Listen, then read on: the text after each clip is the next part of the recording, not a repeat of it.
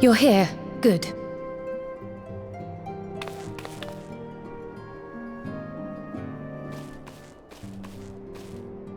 So, how are they? Still locked in slumber, but otherwise in good physical health. For the present, at least. For the present? Oh no, is something wrong with them? I'm afraid there may be. I summoned you after detecting faint signs of instability in Thancred's corporeal ether. But subsequent examination suggested all 5 might be affected. And when I examined them just now, my fears were confirmed. Tellingly, the degree of instability varies between them. Thancred exhibits the most notable signs, followed by Y'shtola and Urianger. The twins' ether, meanwhile, remains relatively stable, but there is a change there too if one knows to look for it. Hold on. Isn't that the order they were called away in? Indeed. Which leads me to believe the instability will only increase with time. Though I can but speculate, I fear this may be a symptom of a weakening link between body and soul. By the gods! What happens if the link is broken? I cannot say for certain. This is all unknown territory to us. Yet whatever happens, it cannot be good.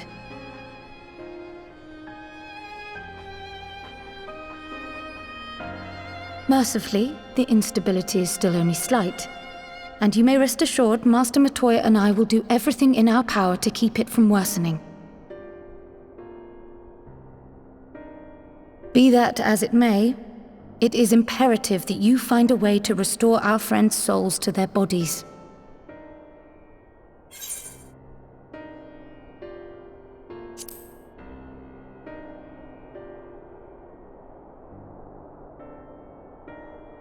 Thank you. But where's she even supposed to start? We had the greatest minds in the realm hunting high and low for an answer, and they ran out of places to look.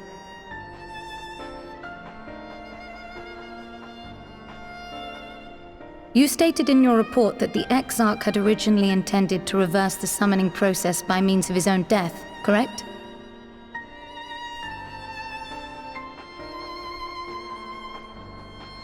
Raha always was a reckless young fool, ready to die for the first righteous cause that came along. His plan might well have worked, but I for one am glad he never had the opportunity to see it through. Even if it does mean our friends must remain stranded a while longer. There is another way, I am sure of it. And the key lies with him, with the Exarch. Pray return to the First and apprise him and the others of the situation. We, meanwhile, will do what we can from here. And, if the fates are kind, we will have good news to share upon your return.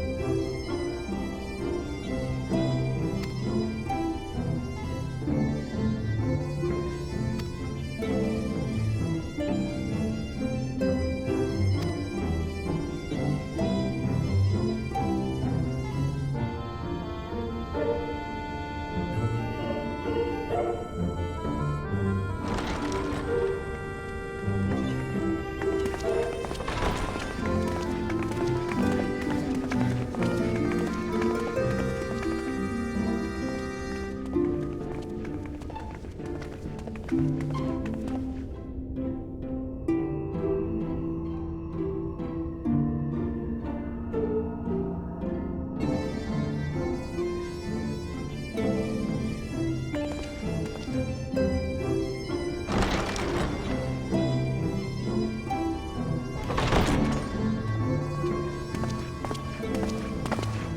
excuse my late arrival. Will Thancred and Reen not be joining us? Nay, milady. With apologies to all, they beg leave to pursue their investigation of the empty to its conclusion. Should matters here demand their presence, however, they did assure me that they would make themselves available. Yes, of course. Then let us proceed.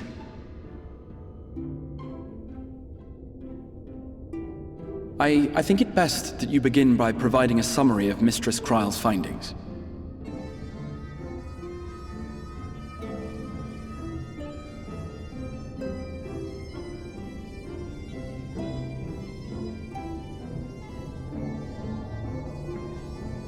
I suppose it was only to be expected that some change would occur. Yet our souls seem unaffected, to my eye at least. How long they will remain so is another question. Kryle is right.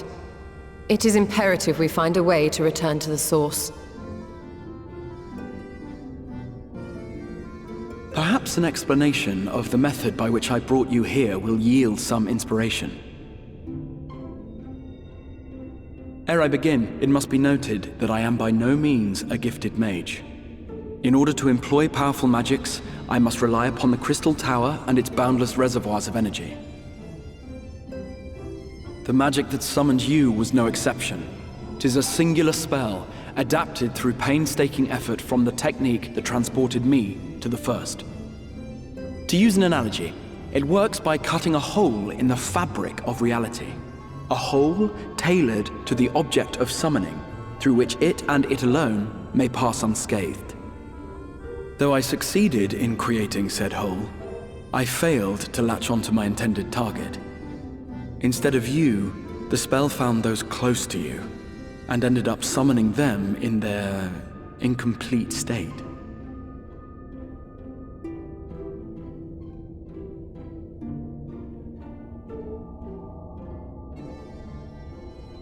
I would not soon throw my life away, not after the lengths you and yours went to save it. And so long as I breathe, I will spare no effort to see you safely home. But should all else fail, and your lives be at stake, there remains one sure method.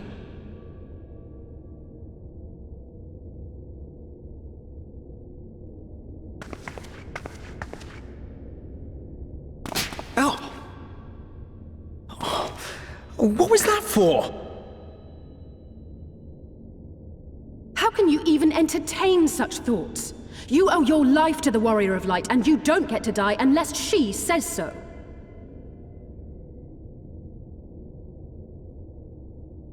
Your followers await your divine judgment.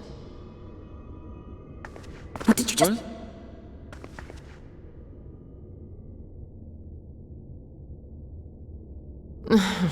If the two of you have finished, perhaps we could return to our discussion?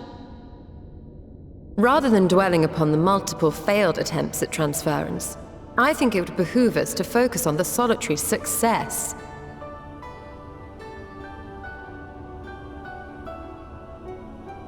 I would draw your attention to the fact that our friend can travel between worlds possessed not only of her body and soul, but her personal effects besides.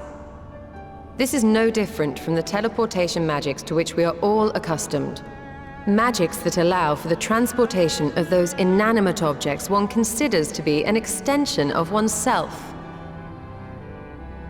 Are you suggesting that simply by considering us her possessions, she could carry our souls back to the source upon her person?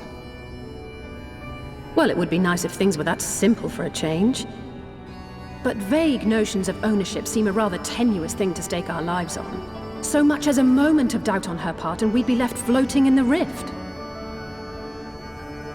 Milady hath the right of it.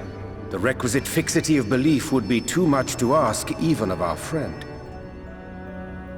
Yet were we to immure our souls within an object in her possession, mayhap then our safe passage could be assured. White auricite would, I believe, serve as a suitable vessel for this purpose. It was conceived to imprison the massy soul of an Ascian, and should house one of ours with relative ease. We would need only to ensure our soul's safe preservation inside the stone, and identify a means by which they might be transferred back unto our vacant bodies. Soul preservation and transference. I believe I know of someone who may be able to assist us. On the far shore of the source, there stands a great palace built by the elves. It was forsaken in the wake of the flood, but a certain Numo chose to make their home there soon after. Though they have long lived as a recluse, they once occupied a place of honor in Verbert's royal court, and it is said that none in all of Norvrant is more knowledgeable than they on matters of the soul. Well, I've no objection to seeking a helping hand, but if they've gone to such lengths to hide themselves away from the world, what makes you think they'd be willing to lend us one? A worthy question. Years ago, I myself tried and failed to solicit their cooperation in the battle against the Sin Eaters. No sooner had I begun to make my plea than they unleashed a swarm of their familiars upon me. Unlike me, however, you have curried favor with the Fae folk. By that merit alone, I am hopeful that they would grant you an audience. They may still be inclined to turn you away, of course, but if their knowledge might feasibly facilitate your return home, we have to try.